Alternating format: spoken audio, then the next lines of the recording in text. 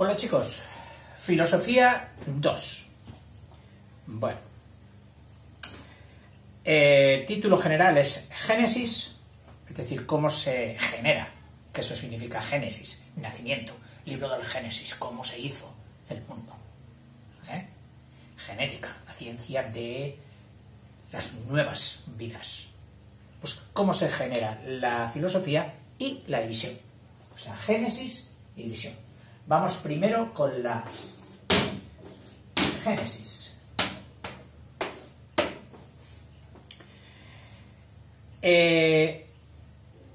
Ayer, en el vídeo 1, cité a Platón, que decía aquella célebre frase: del asombro sale el pensamiento.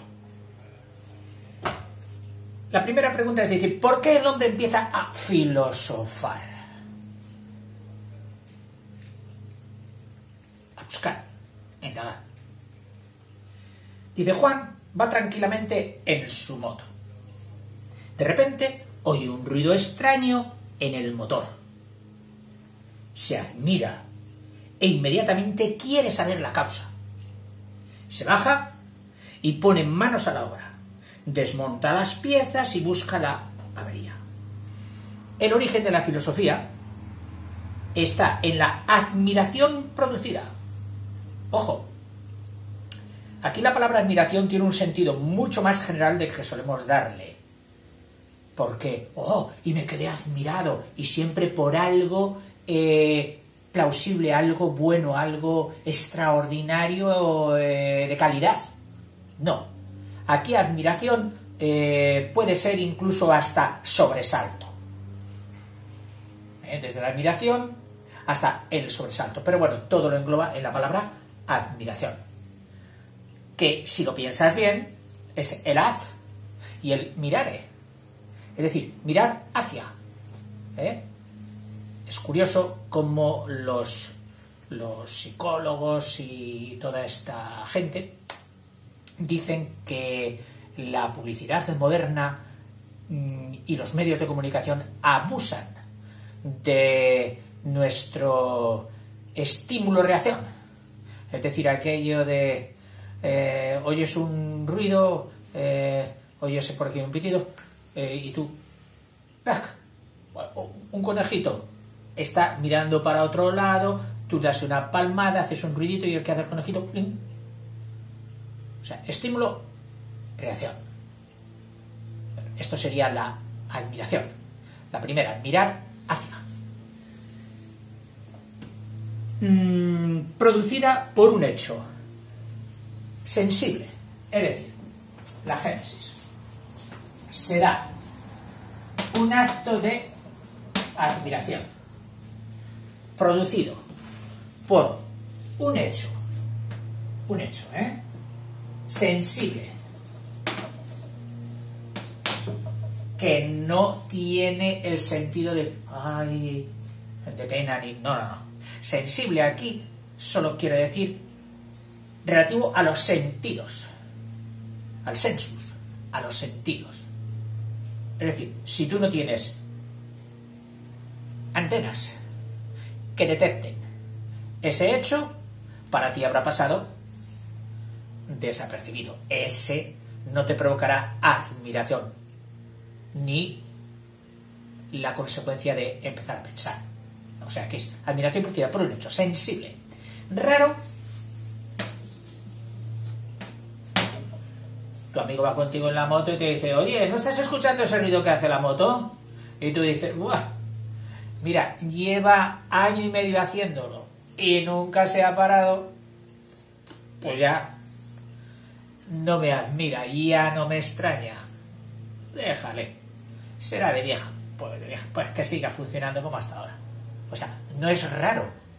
Es frecuente. Es cotidiano, es constante. El ruido a moto vieja. En fin. Dice, y grande. Es decir, grande, que sea de una intensidad, de una magnitud, un tamaño, magnitud, suficiente.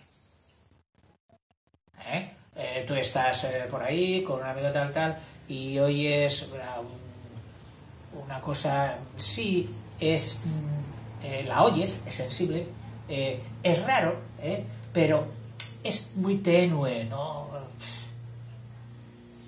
te alarma, no te da susto, no es grande.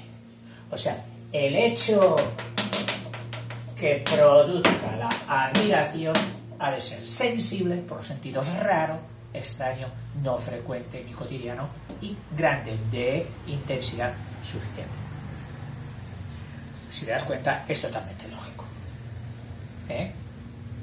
Esto nos lo ha hecho generar el mismo instinto que decíamos ayer de supervivencia, y por lo tanto, de algo que nos reúna estas tres cantidades, sobre todo, perdón, estas dos cualidades últimas, no hay que temer. Y por eso la supervivencia dice, déjalo, oye, no vas a estar. Incluso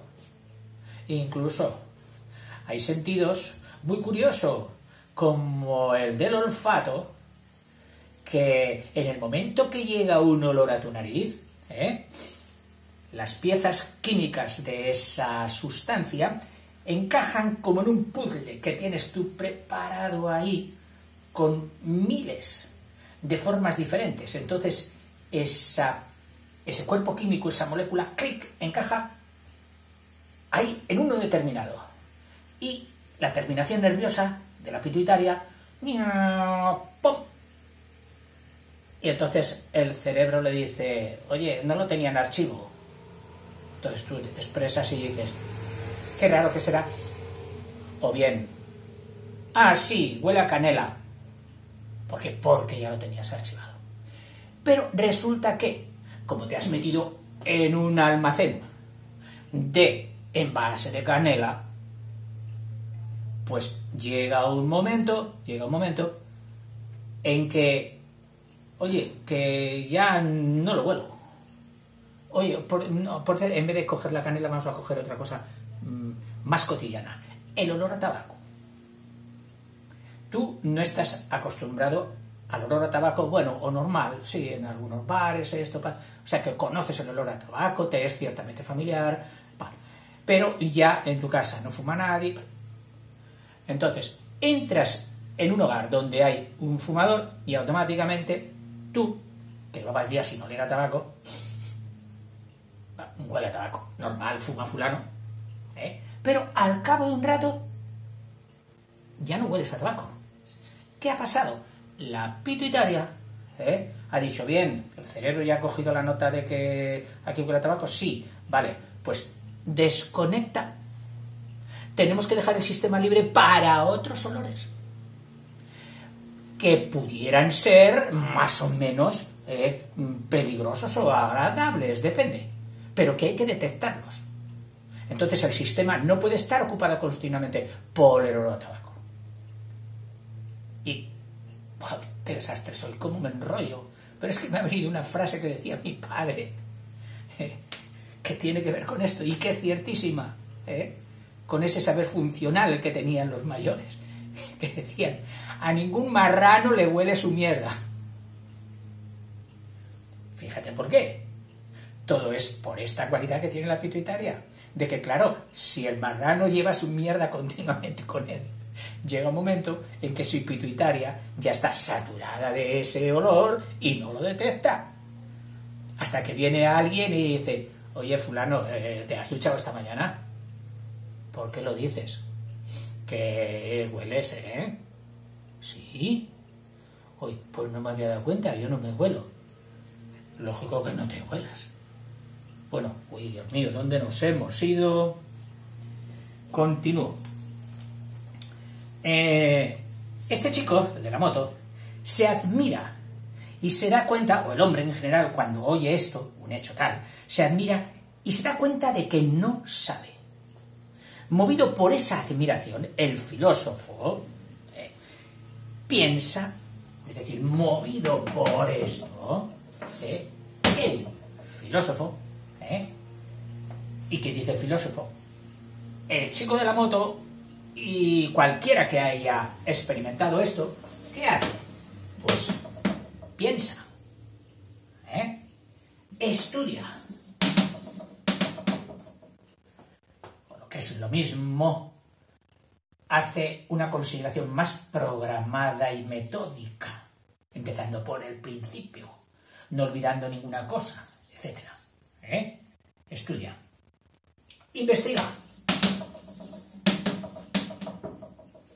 Si es necesario, recurre a libros, a San Google, a mi primo el mecánico, etc. Investiga. Y construye, por fin, una explicación plausible o que se adapte al hecho en sí. Dice, en todo lo cual, cuando ha llegado a esto, experimenta satisfacción o gozo, alegría. ¡Uy, qué contento estoy! ¿Qué te ha pasado? No, no me ha pasado nada, chico. Mira, llevaba un grifo, 2 meses goteando. Lo he intentado arreglar 5 veces y nada. Y hoy por fin ya se me ha encendido la bombilla, lo he desmontado, he hecho pam, pam, pam. He cogido una monedita con un taladro, con no sé qué. No gotea. Pues tampoco es para tanto. Bueno, pues para ti no, pero a mí sí. Es que a mí, me he colgado una medalla yo solito. Es decir, ese producto de el pensar, del estudiar, del investigar y de conseguir una explicación y por lo tanto conducente a un arreglo, me ha puesto contento. Gozo. Y yo, una de las cosas más bonitas de mi profesión y que más me admiraban en clase y me gustaban era ver la cara de alegría y de satisfacción que ponía un niño cuando llegaba a dominar un tema. Cuando decía, ya lo sé. Mire, papá. ¡Qué alegría! El gozo, producto de la consecución del conocimiento. Y dice Aristóteles, no solo tengo que hablar yo, tengo que hacer hablar a Aristóteles, que si no esto va a ser una clase en zapatillas. Dice Aristóteles, debido a su admiración, comenzaron y comienzan los hombres a filosofar, admirándose al principio de las cosas extrañas que tenían más a mano, haciéndose cuestión o preguntas o temas,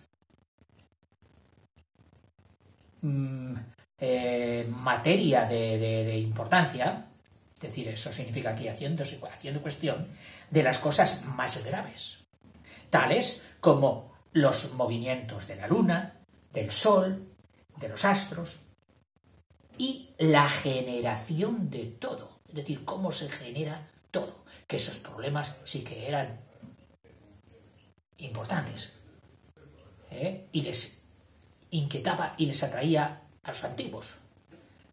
En otra serie que estoy haciendo en paralelo, que es Historia del Arte y de la Cultura, estoy metido en el tema de los mesopotamios, o mesopotámicos, babilonios, sumerios, acadios, etc., que fueron realmente los mejores, los mayores precursores de la civilización moderna en estos aspectos.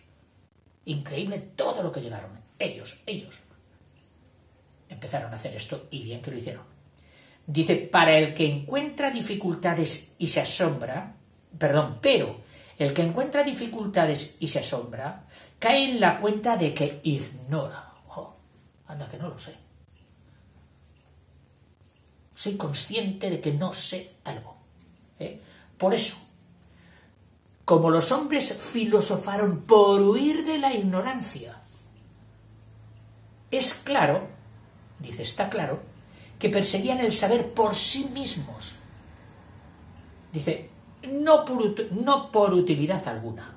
Es decir, Aristóteles viene a decir que la causa que movió al hombre a encontrar la verdad y a investigar no fue el pragmatismo de solucionar un problema, de cómo subir el agua hasta tal sitio. No. O sea, no fue el utilitarismo. No. Era que realmente estaba molesto, indignado, porque no sabía algo. Es decir, él porque no sabía. Y eso le contrariaba. Eso le molestaba. Y dijo, tengo que saberlo. Oye, pero que ya el agua ha subido, que ya fulano ha puesto un cántaro. No me vale. Yo quiero saber por qué no subía el agua. ¿Te das cuenta? O sea que ya no era por arreglar un problema, sino por la necesidad de encontrar esa explicación y de llegar a esta satisfacción. Y así es como se hace ciencia, y como se hace filosofía, y como se hace conocimiento. Bueno, los primeros pasos de la filosofía. Es decir, esto sería la génesis, la causa, la explicación de cómo se genera. Y ahora vamos a empezar ya con aspectos ya históricos. Es decir, ¿cómo sucedió? Sí, sabemos que los griegos, esos señores que todos tienen nombres esdrújulos, Aristóteles, Pitágoras, Parménides, y uno piensa, ¿es que en griego todas serían esdrújulas? Pues no lo sé, no sé griego. Pero sí es cierto, las esdrújulas les encantaban. Y luego he observado que lingüísticamente es curioso que tienden los idiomas a un tipo de acentuación. El francés, por ejemplo, tiende a la aguda, y el castellano tiende a la llana, o grave. Curioso. Bueno, los primeros pasos de la filosofía. Las antiquísimas filosofías orientales, que son las que puedes ver en la serie Historia del Arte y de la Cultura, que estamos explicando por otro lado. Ejemplo, las de India, antes las persas y antes que ellas la caldea y la egipcia, entre ellas, después de la caldea, o babilónica, también mesopotámica, caldea, es ahí sinónimo, dice, estas antiquísimas filosofías orientales, más que filosofías son exposición de una religión. Porque el hombre necesitaba en ese momento cohesión, necesitaba relación, necesitaba organizar una ciudad, una sociedad, una producción, y entonces un elemento fenomenal para unir fue la deidad, la divinidad, el Dios. Dice, el hombre no me hará caso a mí. Pero, ¿y si le digo que hay un ser todopoderoso, que es el que mueve las estrellas, el que hace los truenos, el que hace los relámpagos y todo esto? ¡Oh! Y digo que si no hace caso de lo que dice Dios, que es lo que yo digo, va a ser castigado. Ah, oye, pues la religión ahí es muy útil. Y cada ciudad tenía su Dios. Lo puedes ver allí. Y cuando peleaban unos entre otros, ponían a su respectivo Dios por delante, como si luchasen esos dioses. Y las órdenes de batalla las daban esos dioses. Bueno, en fin. O sea que todo apareció, todos esos conocimientos ligados a una religión. Ahora dice, la filosofía auténtica, o sea que podemos decir aquí, en cuanto a los primeros pasos o historia de la filosofía, los primeros pasos en forma de religión, o unidos a las religiones. Persas, medos, caldeos, egipcios, indios, etc. Pero dice que la auténtica filosofía, desligada ya de la religión, nace en Grecia. Nace en Grecia. Primero se produce la admiración del hombre griego. Sin admiración no se estimula el pensamiento. Por el mundo que le rodea. Lógico. Admiración por el entorno. Con esta palabra me evito poner el mundo que le rodea. Continúo.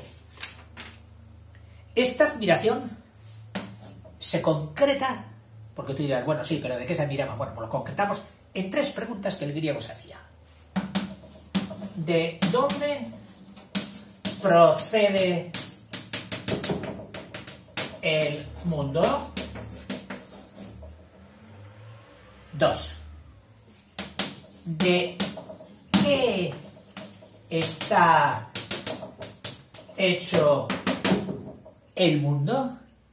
Y 3. ¿Cómo se explica el movimiento del mundo? Bueno, dice, la primera pregunta no les atormenta demasiado. Le pegan de un plumazo y dicen, no hay que buscar el origen del mundo. Es eterno. No pienses. ¿Desde cuándo existe? Desde siempre. Eterno. No tuvo principio, que eso es eterno. O sea que eso no les preocupa en absoluto. Plif, plaf. Tachado. El mundo es eterno. A las otras 2 preguntas contestan de muy diversas maneras. ¿De qué está hecho el mundo? Y ahí fueron dando sus distintas versiones. Tales. Sí, José, el del teorema de Tales. El mundo se compone de agua. No te rías. Tenían unas explicaciones profundas, No eran señores lanzados a hablar. En parte, tú y yo estamos hechos del... me parece que del 90 y tantos % de agua. Una planta, agua. Escarban un poquito, agua. Miran hacia arriba, agua. Se van por los lados lejos, agua.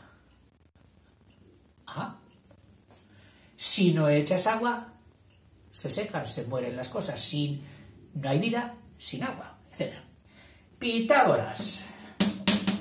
Hombre, pues seguro que él tenía unas razones más profundas que las que a ti y a mí se nos ocurren para decir que Pitágoras consideraba que el número, no el agua, el número era la auténtica esencia de las cosas y que todo estaba en función y hecho de números. Hoy, en la vida que tenemos hoy, nos metemos, coge cualquier ciencia, la que quieras, y acaba en números. Y lo bueno es que si no logran conectar esa ciencia con sistemas y estrategias matemáticas, no avanza. Pues mira, Pitágoras, no, es que los números son la esencia de las cosas. Heráclito. Qué nombre más bonitos, Heráclito. El mundo se compone de fuego y está sujeto a un perpetuo movimiento. Es decir, está formado el mundo constituido por esto y está sujeto el mundo a un perpetuo movimiento. No hay nada estático. todo está en movimiento. Si fuera estático, yo me miraría en el espejo y me vería como ayer. Y no me veo como ayer. Me veo con más barba, me veo así, me veo así. Es que estoy cambiando continuamente. No digamos si Heráclito hubiera tenido el argumento de la fotografía, el argumento de los vídeos, vamos, habría triunfado muchísimo más su teoría de que somos un perpetuo movimiento, de que nada permanece igual, de que todo va cambiando. Ese era Heráclito. Dice la frase de Heráclito: nada está quieto, nada permanece, stand-by, no, nada. Todo está cambiando continuamente. Dice, nada es. Todo cambia. Todo cambia. Su amigo, entre comillas, amigo, Parménides, que forman una pareja clásica dentro de la filosofía. ¿Por qué? Porque Parménides, no sabemos si por llevarle la contra o por hacerle la puñeta, opinaba todo lo contrario. Decía, el movimiento no existe, sino que es un engaño de los sentidos. Nos engañan los sentidos. Los sentidos nos dicen que está cambiando. Dice, pero no, dice, es un engaño. El movimiento no existe. Lo único que existe, o sea, movimiento no existe. Solo existe el ser, que es único. Hombre, en cierta manera el señor Parménides tiene razón. O sea, yo soy el mismo que fui hace 10 años y el mismo que tuvo mi madre cuando nací. Soy único. O sea que, dice, sí, ese sí que existe. Dice, pero todos los cambios que me esos son engaños de los sentidos. No los hagas caso. Bueno, o sea que ya sabes que si te vas haciendo mayor o envejeces, no hagas caso. Son engaños de los sentidos. Sigo. Dice, es único, es inmóvil y es eterno. Curioso, es eterno.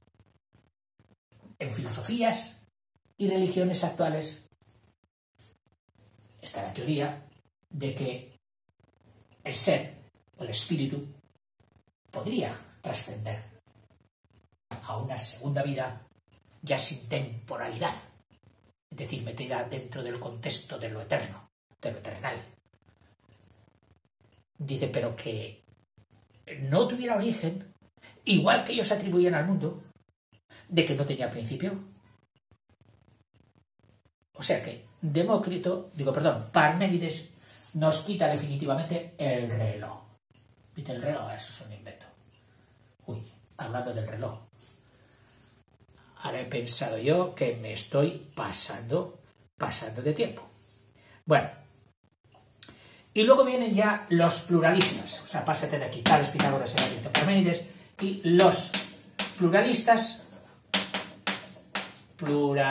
que ya vamos a darles la textura de grupo. El mundo se compone no de uno, dicen los pluralistas, sino de varios elementos que al mezclarse producen todas las cosas.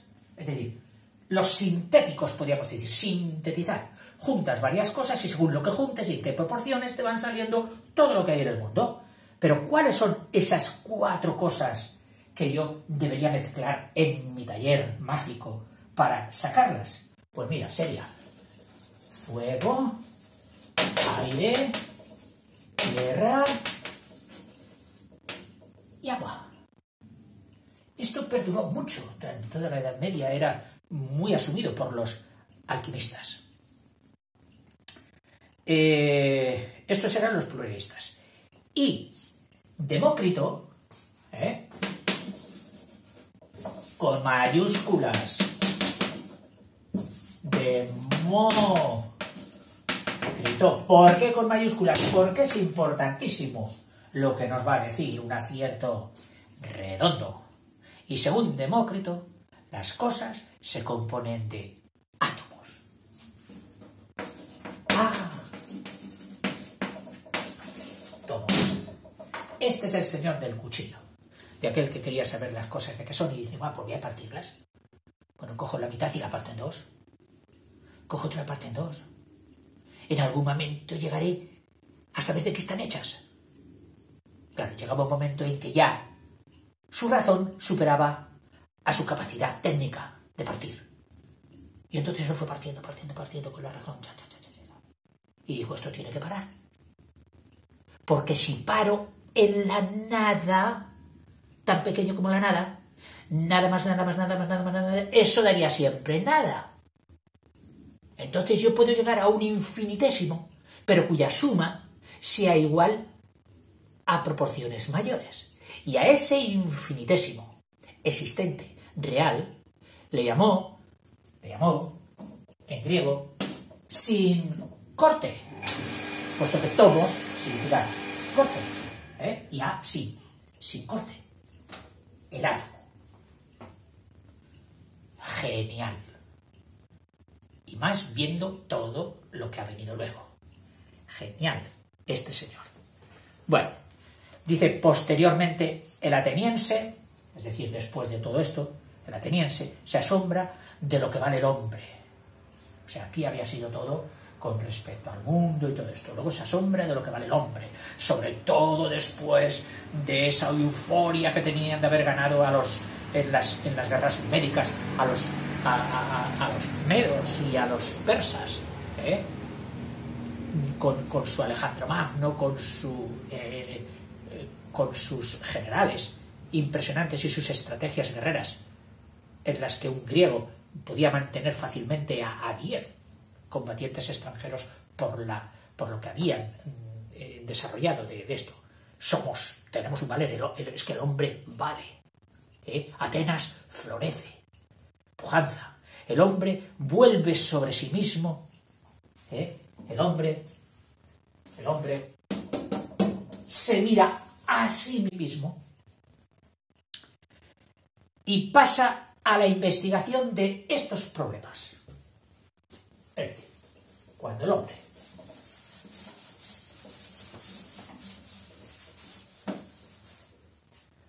se mira a sí mismo y al trapo secante, dice que se enfrenta a estos problemas. 1. ¿Puede el hombre conocer la verdad? ¿Puede o no? ¿O la verdad es algo inaccesible y él no tiene suficiente categoría ni instrumentos como para conocerlo? ¿Puede el hombre conocer la verdad? 2.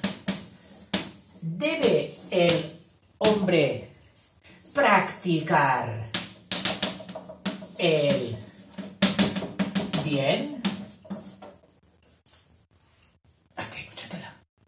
Si tiene obligación. Y segundo, ¿qué es el bien? Que es la pregunta siguiente. 3. ¿En qué consiste la virtud? ¿En qué consiste la virtud? Se ocupan de estos asuntos los sofistas. Los sabios eran los sofistas. Y especialmente, entre todos, nuestro amigo y admirado Sócrates. En fin. Y por último, surge después, tercera cosa, surge después, por último, la época de oro de la filosofía con los dos grandes colosos. Dos grandes colosos. Platón y Aristóteles.